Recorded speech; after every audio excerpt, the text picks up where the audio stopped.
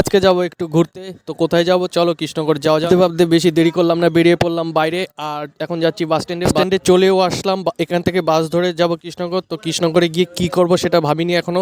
তো চলো বাস ধরার আগে চলে আসলাম একটু ঘাটে, কারণ ঘাটের এত সুন্দর পরিবেশ দেখে আমার মনটা মুগ্ধ হয়ে গেল। আর বেশি দেরি করলাম না, ফটাকসে বাস ধরে ফেললাম। আর বাস ধরে এখন চলছি কৃষ্ণনগরের পথে, খুব সুন্দর পরিবেশ দিয়ে। আর বাসে উঠেই পেয়ে গেলাম একটা উইন্ডো সিট, যেখান থেকে বাইরের পরিবেশ খুব ভালোভাবে দেখা যায়। আর পরিবেশ দেখতে দেখতে আমি চলছি কৃষ্ণনগরে। দেখতে দেখতে চলেও আসলাম কৃষ্ণনগরে। আর কৃষ্ণনগরটা এত সুন্দর করে সাজানো, দেখেও সুন্দর লাগছে। আর কৃষ্ণনগরে এসে ভাবছি কি করব, তাই ফট করে মনে পড়ে গেল যে দুটো বই কিনতে হবে। তো চলে গেলাম বইয়ের দোকানে, আর চলেও আসলাম বইয়ের দোকানে। আর বইয়ের দোকানে এসে দেখলাম মারাত্মক ভিড়, তাই আর কি করব, ভিড়ের মধ্যে দাঁড়িয়ে থাকলাম, কারণ বইগুলো তো কিনতে হবে।